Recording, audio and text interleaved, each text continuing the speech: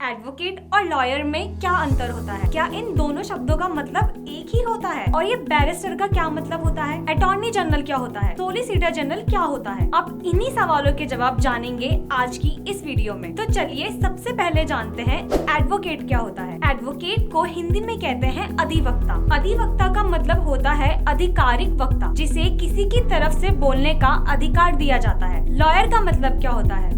Lawyer यानी जिसके पास law की डिग्री हो, विधि स्नातक यानी कानून का जानकार। तो जैसे ही आपकी लॉ की पढ़ाई खत्म हो जाती है यानी LLB या LLM की डिग्री, तो आप कहलाए जाते हैं लॉयर। लॉ की डिग्री मिल जाने के बाद आप BCI का एग्जाम देते हैं यानी बार काउंसिल ऑफ इंडिया। अगर आप इस एग्जाम में पास हो जाते हैं तो कोर्ट में किसी की ओर से बोलने के लिए अधिकृत हो जाते हैं। एडवोकेट अंग्रेजी का शब्द है जिसका मतलब होता है पक्ष लेना। तो इस तरह पहले आप लॉयर होते हैं और लॉयर के बाद बनते हैं एडवोकेट। एक एडवोकेट लॉयर हो सकता है लेकिन एक लॉयर एडवोकेट नहीं हो सकता। एडवोकेट लॉयर से एक कदम आगे की पोस्ट होती है। एडवोकेट कोर्ट में किसी का भी पक्ष रखने के लिए अधिकृत है, लेकिन एक लॉयर BCI एग्जाम पास किए बिना इसके लिए अधिकृत नहीं होता। एक लॉयर कानूनी मसलों पर सलाह मशुरा जरूर दे सकता है। लॉयर की यही डिग्री अगर आप इंग्लैंड से कंप्लीट करते हैं तो आप कहलाए जाते हैं बैरिस्टर। क्रिमिनल ट्रायल या फिर आपराधिक मुकदमों में राज्य की तरफ से सस्पेक्टेड क्रिमिनल के अगेंस्ट मुकदमा लड़ता है तो इसे कहा जाता है पब्लिक प्रोसिक्यूटर, जिसे हिंदी में कहा जाता है लोक अभियोजक। प्रत्येक हाईकोर्ट में किसी भी न्यायिक कार्रवाई के लिए राज्य सरकार या केंद्र सरकार द्वारा प्रोविजन ऑफ सेक्शन 24 की CRPC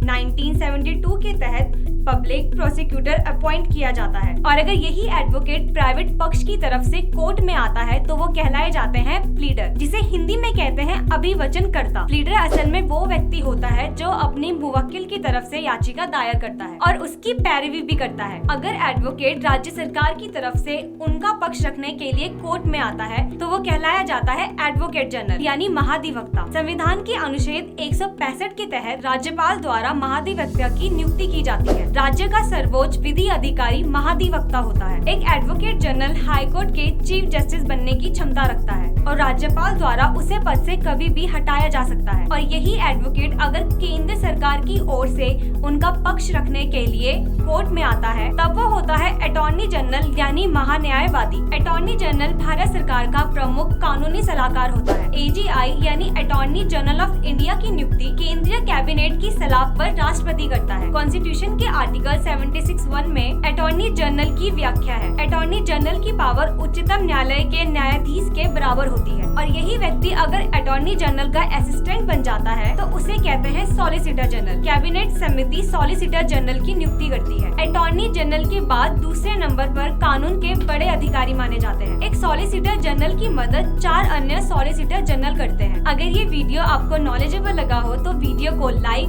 कमेंट, शेयर करें और चैनल को सब्सक्राइब करना ना भूलिए। धन्यवाद।